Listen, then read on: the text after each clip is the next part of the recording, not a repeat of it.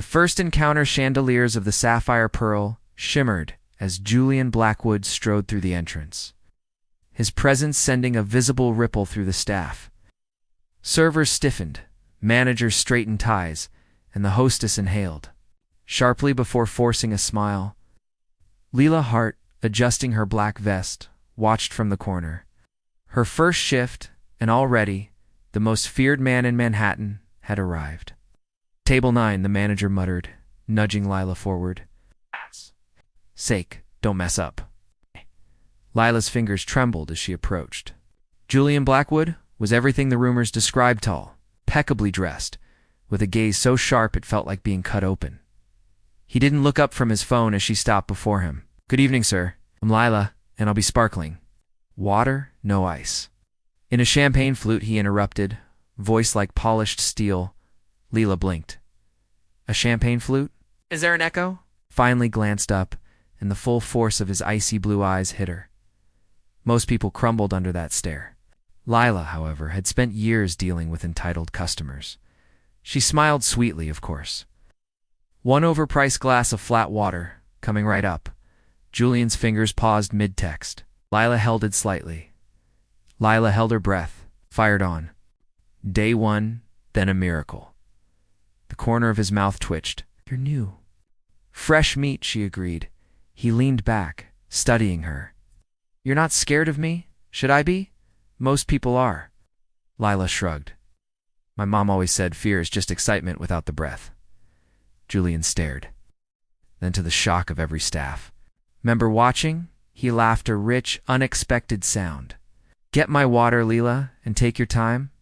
I'm not going anywhere. As she walked away, she could feel his gaze lingering. Something had shifted. Neither of them knew it yet, but this was the beginning of everything. Lila's feet ached as she climbed the narrow stairs to her Brooklyn apartment. The clock on her phone read 11:47 p.m. Far later than she'd intended to stay at the Sapphire Pearl. But Julian Blackwood had lingered at his table, ordering course after course, each time pulling her into conversation during her breaks. She turned the key as quietly as possible. But the moment the door creaked open, a warm voice called out, "Mia, you're home." Eleanor Hart sat in her worn armchair, a blanket draped over her lap, her dark eyes sharp despite the fatigue lining her face. The television played a telenovela on low volume, casting flickering shadows across the small living room. You didn't have to wait up, Mama, Leela whispered, toeing off her shoes. Eleanor smirked. And missed the look on your face when you walked in? Never. Lila froze. What look? The one that says something or someone has you distracted? Lila rolled her eyes, but her cheeks warmed. She busied herself in the kitchen, pouring a glass of water. It was just a long shift. Ham. Eleanor's knowing tone was impossible to ignore. It's your last long shift? You came home complaining about the customers. Tonight you're smiling. Leela opened her mouth to deny it, but the truth spilled out. There was this. Man, irregular, I guess. She hesitated. Handsome? Terrifying? Lila admitted. And rich. Like obscenely rich. Lena's brows lifted. So that's why you're glowing like a candle? Lila groaned. I am not glowing. And even if I were, it doesn't matter. Guys like him don't notice girls like me. Eleanor gave her a long look. Mia, men notice everything. The question is whether they're brave enough to admit it. The next evening, Leela half expected Julian not to show. Maybe yesterday had been a fluke aboard Billionaire amusing himself with the new waitress. But at exactly 8:03 p.m., the doors opened, and there he was. This time, he didn't sit at his usual corner table. Instead, he chose one near the kitchen, where the lighting was softer, the noise less intrusive. When Lila approached, he was already watching her. His fingers steepled under his chin. You came back, she said. I did. Was the water not flat enough yesterday? His lips twitched. I wanted to see if you'd still be insolent today. Lila grinned, disappointed, fascinated. She took his adored dish so complicated she had to write it down, but when she turned to leave, his voice stopped her. Stay a moment, Lila hesitated. I have other tables. Tell me something real. The quiet intensity in his voice made her pause. What do you mean? Julian leaned back, his usual cold demeanor slipping just slightly. Everyone in this restaurant is pretending. The customers pretend they're important. The staff pretends they're honored to serve them. You're the only one who doesn't bother with the act. Lila studied him. Up close, she noticed the faint shadows under his eyes, the tension in his jaw. This wasn't just curiosity. Was hungry for something real, so she told him about growing up in Brooklyn, scraping by after her father left, about working 2 jobs while studying culinary arts, only to drop out when her mother got sick, about the medical bills that never seemed to shrink, no matter how many shifts she picked up. Julian listened in silence, his gaze never leaving hers. When she finished, he exhaled slowly. You're remarkable, Lila laughed. I'm ordinary, no. His voice was firm. You're the strongest person I've met in years. Something in his tone made her chest tighten. For the first time, she saw past the billionaire to the man beneath. Just as lonely as she was. By the end of the night, Julian had stayed long past closing. The restaurant was empty except for the cleaning staff, who shot them curious glances. As they wiped down tables, I should go, Lila said, but she made no move to leave. Julian hesitated, then pulled out his wallet. The tip he left was more than she made in a week. Will you be here tomorrow? He asked. Lila bit her lip. I work every night except Sundays. Good. His voice was low. Then I'll see you tomorrow. As she walked away, she could feel his eyes on her, not with the cold detachment of a billionaire, but with something far more dangerous interest, and maybe, just maybe, the beginnings of something real. The invitation arrived on a thick cream-colored card slipped into Lila's apron pocket during her shift. Dinner, 8 p.m. My home. Car will pick you up. No signature, no question mark. Just Julian's arrogant certainty that she'd come. Lila stared. At the note, her pulse hammering. This was a terrible idea. She was a waitress from Brooklyn. He lived in a penthouse overlooking Central Park. This wasn't just crossing social boundaries. It was leaping off a cliff. Yet here she stood at 7:45 p.m., wearing the only nice dress she owned, a thrift store find with a missing button. Knocking on the door of his private elevator, the doors slid open to reveal Julian in a black sweater that made his eyes look like ice under moonlight. No tie, no suit jacket, just ... him. You came, he said, as if he hadn't been certain after all. Lila lifted her chin. I'm here for the food. Rumor is you hired a Michelin-starred chef. Julian's mouth curved. I fired him, thought we'd order pizza instead. She blinked. You're joking? Try me. The penthouse was nothing like she expected. No cold marble or sterile modern art, just warm wood floors. Shelves crammed with actual books, and a sprawling leather couch that looked well used. Not what you pictured? Julian handed her a glass of wine. Lila took a sip, something rich and velvety that probably cost more than her rent. I thought billionaires lived in museums. Most do. He sat beside her, close enough that she caught. His scent spice and something unexpectedly warm, like cedar left in sunlight. I prefer places that feel alive. For the next 2 hours, they did something astonishingly normal. They ate greasy pizza straight from the box, argued about the best 90s movies, and laughed when Julian admitted he'd never seen The Sandlot. You grew up under a rock? Lila teased. Julian's smile faded slightly. I grew up in boardrooms. My father believed entertainment was a distraction from success. The raw honesty caught her off guard. Slowly, carefully, the walls between them began to crack. Midnight found them on his terrace, Manhattan, glittering below like a fallen constellation. Julian stood at the railing, his profile sharp in the dim light. Why me? The question slipped out before Lila could stop it. Julian didn't turn. Because you look at me like I'm human. The ache in his voice undid her. She moved to his side, their arms brushing. You are human, Julian. Even if you forget sometimes. He finally faced her, his gaze dropping to her mouth. The air between them thickened. This was the moment to step back. To remember this couldn't last. Lila didn't move. Julian's hand came up to cradle her jaw, his thumb tracing her cheekbone. "Tell me to stop," he murmured.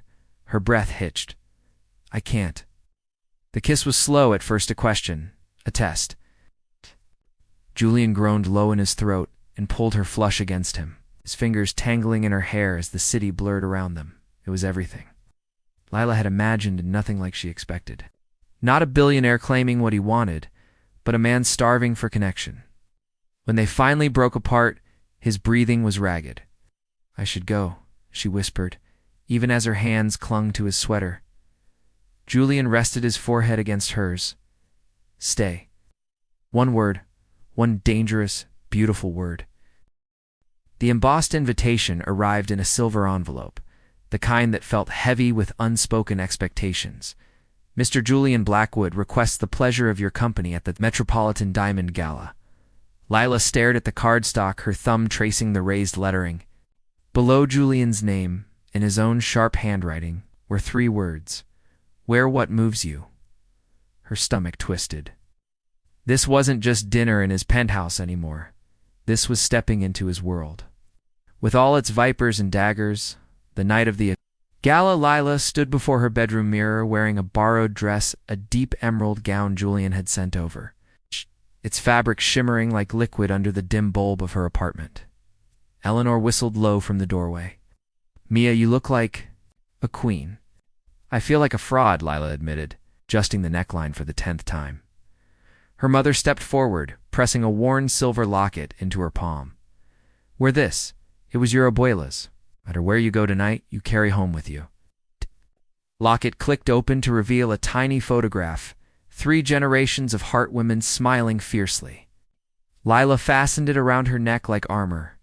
Julian's breath caught when she stepped out of the town car. "You are right." His gaze traveled from her loose curls to the emerald heels peeking beneath her gown. "Perfect." Lila smoothed her dress. "Ex-fiancé isn't going to think so." Julian's jaw tightened. But Vanessa Sterling mattered very much, as it turned out. The gala was a glittering nightmare. Crystal chandeliers dripped from vaulted ceilings, casting prisms of light over women in diamonds sharper than their smiles. Lila clung to Julian's arm as whispers followed them through the crowd. "That's the waitress he's been seen with. How long until he gets bored?" And cutting through the murmurs like a scalpel, "Julian, darling, you didn't tell me you were bringing ... entertainment." Vanessa stood before them in a white gown that probably cost more than Lila's entire apartment building. Her platinum hair was swept into an immaculate twist, her smile all venom. Julian's grip on Lila's waist tightened. "Vanessa." Vanessa's gaze raked over Lila. How quaint. "Does she know which fork to use for the salad course?" Lila's cheeks burned, but she lifted her chin. "I know enough to stab someone with it if needed." A shocked titter ran through the nearby guests. Vanessa's eyes narrowed. Julian stepped between them. "We're leaving." Vanessa laughed it. "Sound like breaking glass, running away so soon." "Haven't even discussed how Daddy's cutting your funding after hearing about your little ... project?" She flicked a glance at Lila. Lila felt the blow land. Julian's company needed that investment. She was the reason he might lose it. The car ride home was silent. Julian stared out the window, his profile carved from stone. Lila twisted the locket between her fingers. "You should go back." Julian turned sharply. "What?" "This is your world. These people, your investors, your future, they're here." Her throat tightened. "I'm not." Julian's hand found hers in the dark. "You're my future." Words should have been comforting. Instead, they tasted like goodbye. The argument erupted 3 days after the gala in the pre-dawn light of Julian's penthouse. "You're really considering their ultimatum?" Lila's voice cracked as she clutched the business section of the Times. The headline blared, "Blackwood Capital. At risk, investors demand distance from distractions." Julian paced like a caged panther, his dress shirt hanging open.